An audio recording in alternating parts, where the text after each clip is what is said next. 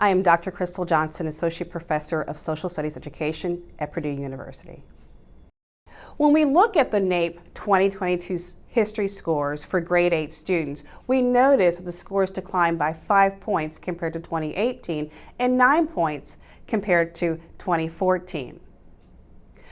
When we comprehensively look at the scores and compare them to 1994, which is the year that NAEP first tested in history, civics, geography, and economics, we recognize that there was no significant change. The scores resemble one another.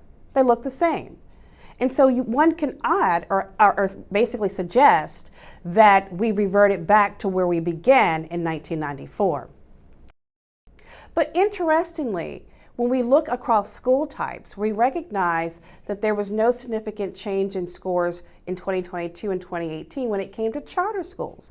But there were decline when it came to traditional public schools compared to 2018 and 2014. And that might lead us to consider, well, what exactly is going on across the different school types in the country?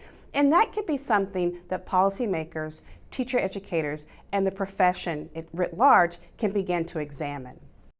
When we think about learning context, we have to ask ourselves, what is happening across the different school types as far as in history instruction and history learning? Are some students afforded different types of historical understandings, different types of historical strategies than others?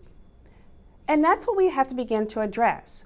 This is not the time for legislatures to begin to constrict or nullify what students can learn from history. We must offer all students a robust history curriculum where they can grapple with big ideas, where they can grapple with essential understandings and deal with essential questions in order for them to develop the historical mindset or historical thinking that we want them to have, which will generate or have them show their deeper understandings or deeper learnings.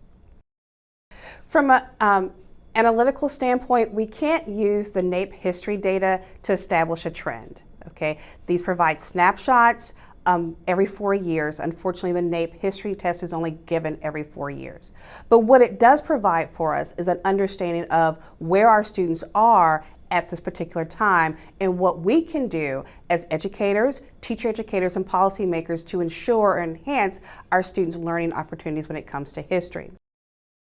I would hope that what the scores will do for us as far as a country or teachers, teacher educators, policymakers is to invest more in professional development opportunities for our teachers, providing them with what they need in order to teach in ways that we know work for students. Also being able to strengthen what the history instruction in schools, allowing our students to have the opportunity for robust discussion about the historical past, to be able to engage in source work, and to be able to just think about history in a deeper context than what we traditionally allow for right now.